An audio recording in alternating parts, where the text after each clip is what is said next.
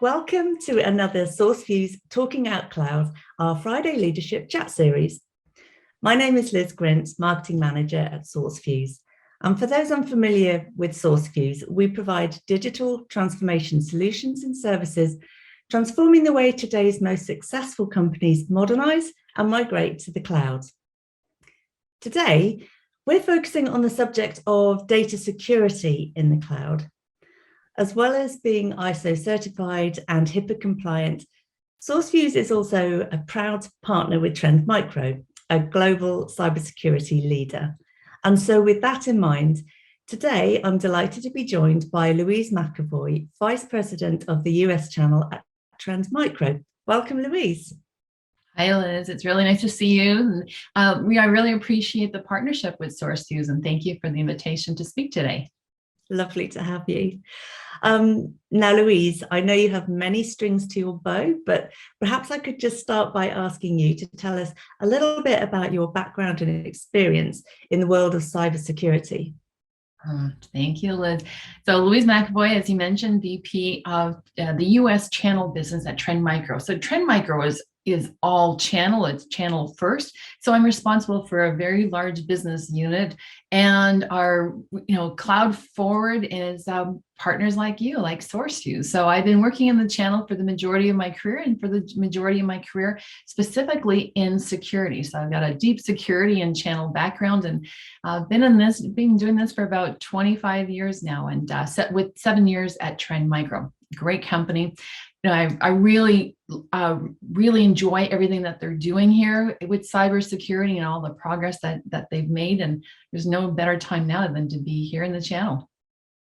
Wow, so a lot of experience there, Louise. So I understand that Trend Micro was founded in 1988 to develop antivirus software. Now it's the leading cybersecurity company. And Louise, you're someone that says with change comes opportunities. So how would you describe that Trend Micro journey? And what do you think were the biggest changes and opportunities that contributed to its growth? Those are good questions. You must be reading my bio, because I embrace change. I think change is part of life, and we're all on this journey and this path, and so is Trend Micro. Yeah, Trend Micro has been around for a really long time. This is what we do. We are all cybersecurity, and originally it was around antivirus software, but it didn't stop there. So over the last 3 decades, we've become a market leader in hybrid cloud security, network defense, endpoint security. And the biggest factors contributing to that growth, the core values that Trend Micro is focused on: innovation, integrity, and making the world a safer place to do business online. And, that affects everyone, like personally, professionally, organizations. And the journey has evolved because security has evolved. We're now at over 7,000 employees, and we're focused solely on cybersecurity. Now, the contributing factors to that growth, the threat landscape has grown, and it's gotten a lot more sophisticated. And the threat actors, as they're called, are not just going after the little guys with some miscellaneous ransomware requests, but the massive organizations are getting hit. Government agencies, supply chain attacks. Like, this is massive news. We're hearing about it all the time, but it's been going on for a while. And with that comes the need to be nimble, to be focused, and to be innovative. If I can add a couple more things. We've done that with our zero-day trust initiative.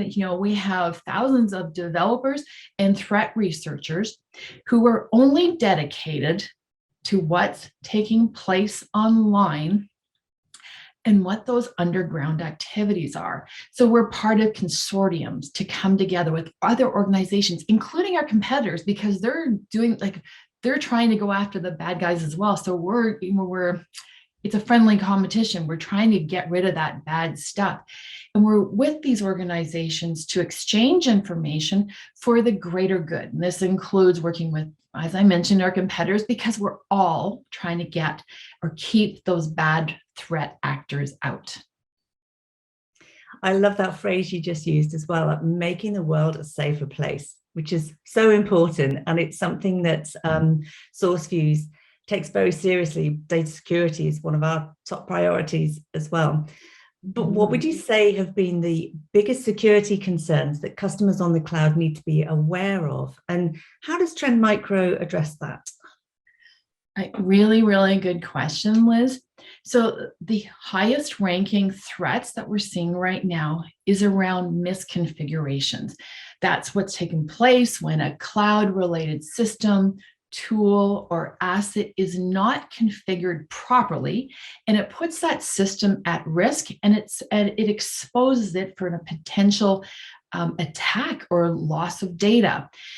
And so the biggest threat in the cloud is unauthorized account access, unauthorized access or account hijacking. And as powerful and as great as the cloud is, it's ever changing and it's growing. And people think, oh, I put it on the cloud, therefore it's secure. No, the infrastructure might be secure, but your data still needs to be locked down. You still have to figure out who has access to that data. And it's not the cloud platform providers or the marketplaces who are necessarily doing that. You own that data, you got to protect it.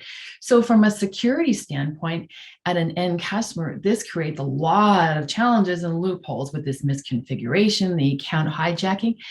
So thankfully, our joint end customers can use Trend Micro solutions with services and deployment expertise from SourceFuse.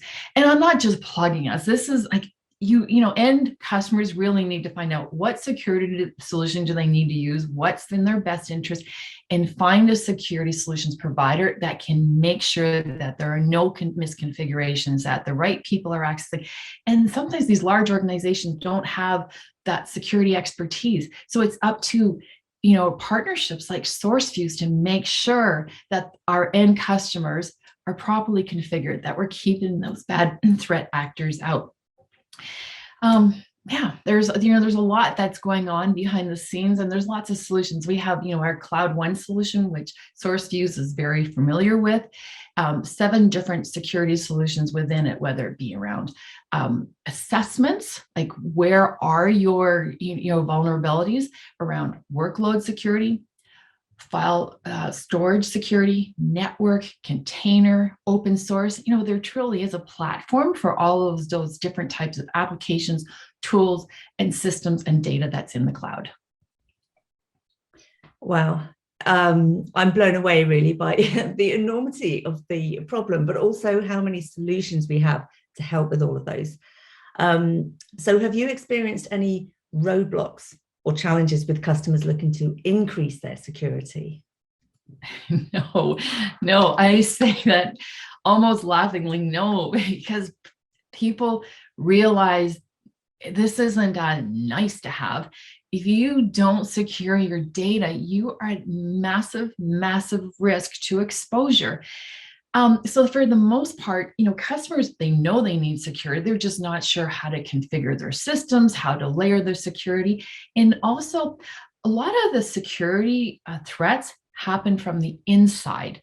So it may not be malicious intent from an employee, but it's because they don't know any better and they click on that link and oops, that link has a malware attached to it, and it goes and you've got a portal now into your entire environment that you didn't recognize. And oh my goodness, it is big, it's massive. And so it's not just, let's protect for us from the outside in. No, it's got to be inside out. It's got to be all protection in all ways.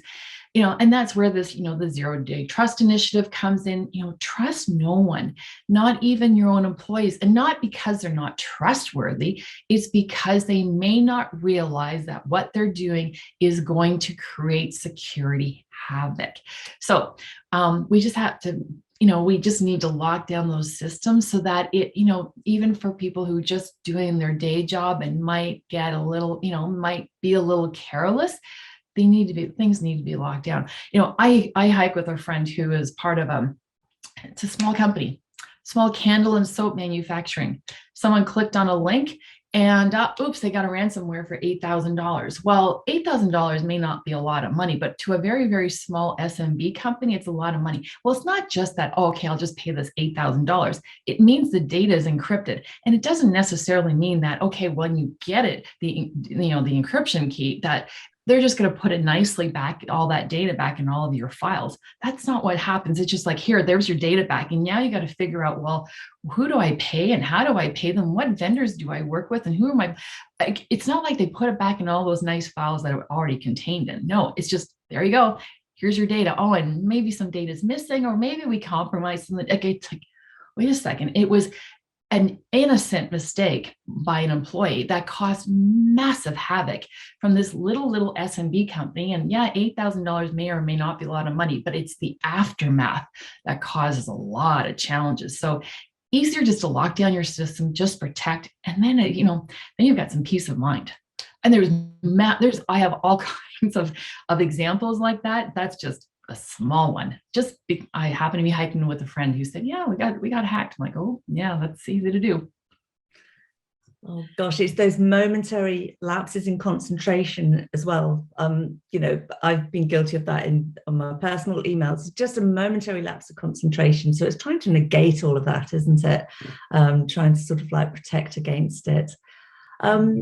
So you alluded to it a little bit earlier, but with Trend Micro being an advanced AWS technology partner and SourceFuse being an advanced AWS consulting partner, how would you say that our partnership can benefit customers? Oh, it's again, another really good question. So Trend Micro is a really strong partner with AWS. We've been partnered with them for, many years now, but we also developed this, we built a massive organization within Trend just to support our AWS business, because that many customers are going through the marketplace and going through AWS. I have a team specifically in the channel focused on our cloud focused business. And that includes partners like SourceFuse. It's really, really important that we build this ecosystem approach, Trend Micro with our security solutions, SourceFuse with the security services and all the expertise that you bring, and then AWS, who has that platform, because we're going to satisfy our end customers' needs. And AWS has this well-architected partner program where members have this in-depth training on the well-architected framework, the ability to implement best practices, improve application performance, reduce security risk for our joint end customers. So I would say for those end customers who are implementing an AWS infrastructure, there's a lot to know. And it may not be your core value proposition to know about a well-architected framework. It may not be your core, you may not know security. So all this is an incredible environment. And Trend Micro is grateful to have this partnership with SourceFuse, because you understand the complexities of the cloud and understand the complexities of all these different containers and S3 buckets and how to secure the data, how to handle these misconfigurations so that we are all safer, both personally, our personal data, and professionally. This is what we need to do. So yeah, it's a very strategic partnership between us, SourceFuse, and AWS. Yeah, it all comes together, doesn't it? It does, and it's needed, right? Yeah. So SourceFuse, we've worked across many different industries and sectors. We've done quite a bit of work with healthcare and the finance industry. So Louise, what would you say you've seen have been the major triggers pre or post-pandemic that have encouraged companies to secure their data on the cloud rather than staying on-prem? Yeah, so, it's a good question. With lockdown came this massive pivot. We got to secure all our endpoints, right? Because everyone is now working from home. And how do you secure your at this endpoint and this one? It's all over. I've got a printer in back of me, right? How do you secure all of those endpoints? And so end customers quickly had to migrate to fix that? Well, the easiest way to do that, because we're all in lockdown, is to go online, and we have our security solutions on AWS on the marketplace, and optimized by SourceFuse. But there was so much that had to be done, and it was a quick pivot. And if you look at what's going on in healthcare, there was so much that that happened in healthcare. Remember at lockdown, there was like, oh my gosh, what do we do? Can we even go to the hospital now? So it had to be over Zoom, right? And what does that look like? And how do we protect that data? And how do we protect the images that we're sharing? Because we were experiencing, you'd have people joining your Zoom. You're like, who's that on Zoom right now? Oh, it is someone who just happened to figure out this link and get on there. Well, you have to lock things down. In healthcare and finance, I can tell you what's going on. Like I can tell you like maybe the top 2 or 3 biggest challenges, but there's big challenges out there, and we should all be really concerned, especially with our healthcare and financial data. That's a lot of exposure if we are putting ourselves out there, and if those organizations are not securing our data. That's a lot of stuff. Thank you. That was really interesting insights. So, Louise, with your many years of cybersecurity expertise, what's your prediction for 2022 and beyond? Okay, so I can't say, I'm not going to pretend. Okay, I do have expertise here. But we have people who are way smarter than me who actually pull together our predictions report.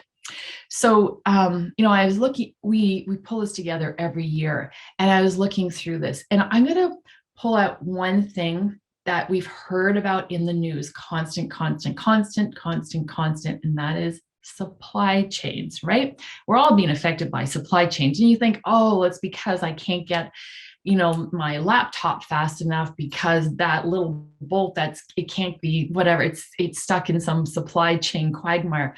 But it's bigger than just not being able to get your Amazon purchase the next day. The pandemic put real spotlight on just how fragile our supply chains are, and we're all facing shortages and and delays in the goods and the services because of it, because increased demand and the worker shortages. But the supply chain problem started becoming a worldwide burden. The value of these supply chains became even more evident, and the businesses became bigger for those cybersecurity criminals that were fueled by that pandemic, right? So we saw cyber chain attacks that are very, very interconnected with ransomware campaigns. We saw those Revo attacks, they're ongoing. We saw challenges with Quanta Computer, JBS Foods, the food houses, Kaseya, Colonial Pipeline. We saw them with SolarWinds. Now you think, oh, I don't work with SolarWinds. Well, maybe, they have, maybe 30,000 customers. And what's happening is you take down that organization, and they don't have to go, then the cyber criminal doesn't have to go through to the 30,000 individually, because you take out one, you've got they're all gone. And that's part of a supply chain. So it's not just about your goods and services. When you take out that massive organization and all those little, people who are being serviced by that one supply chain, now all of those businesses are subject to a cyber attack because of that one organization got hit. And when you look, I see a lot of redacted data. I see a lot of, okay, well, this happened, therefore this is going to happen downstream. And it can be pretty frightening, the information that is out there. And you think, well, I don't care about this organization because I'm not affected. Oh yeah, you probably are affected, but it's just downstream and it's part of that supply chain you're not aware of. Colonial Pipeline, oh, guess what happened? Our gas prices rose and they just kept rising. with the political environment, with the war, that's part of an overall supply. Don't just think you're Amazon delivery and you can't get that thing. It is bigger than that. The supply chain, and it includes the services and all different types of motions. So, part of that is the prediction is, they're going to be holding this, data from ransomware, the threat to leak the data, publicize the breach, going after an end customer or organization's end customers, checking these supply chain vendors, going after the big ones and going, it hits multiples. So long explanation, prediction, sorry, but to keep the supply chain secure, you need to just lock down your systems. You need that zero trust no one inside, outside. You really need to keep these, the organizations, like, you've got to secure. I don't know how to say it better. Just it's not when it happens. If it's when it'll happen. It's not if, it's when. There's a lot of money out there, and for cyber criminals, and they can change economies. They can change our day-to-day lives, even if you don't recognize that the supply chain that got hit, it will technically can affect you. They could be holding information about you don't even know about. Yeah, we need to do the right thing.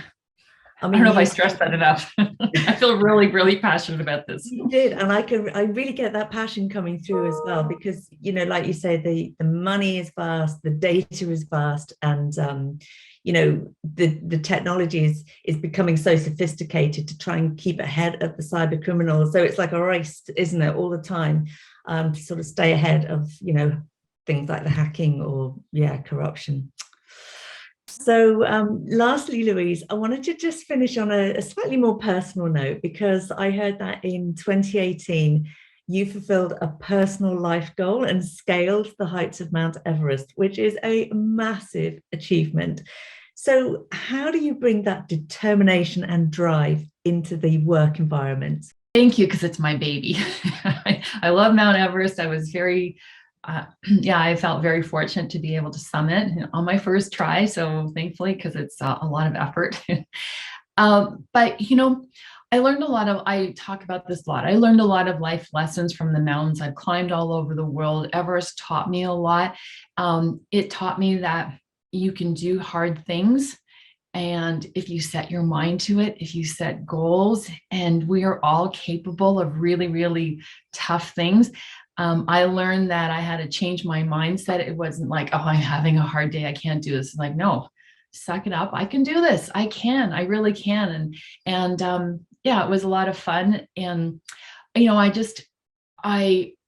it really taught me that, it was a life lesson that I can do hard things. Everyone can do hard things, but it does take, it just doesn't sometimes come easy. And sometimes the best things in life are not easily gotten. I had to train really, really, really hard. And I put a lot of effort into it, and it was definitely worth it. When you take that to business, I think you just put a lot of effort in, and you'll likely get the results back. Sometimes it's about putting one foot in front of the other to get to your goal. Yes, it does. It is one foot in front of the other. Yeah, I had that feeling on the mountain when I was really sick one day. I just kept thinking to myself, one foot in front of the other, and one step closer means I'm one step closer to summit. And eventually I got there. Yeah, well, amazing. And thank you so much, Louise, for joining us today and sharing some of your reflections. It's been really interesting. I appreciate that. Thank you for your partnership. It really means a lot to Trend Micro to work with SourceFuse and to work with you, Liz. I appreciate it. Thank you. All that remains is for me to say thank you so much for watching, and join us again soon for our next Talking Out Cloud with SourceFuse.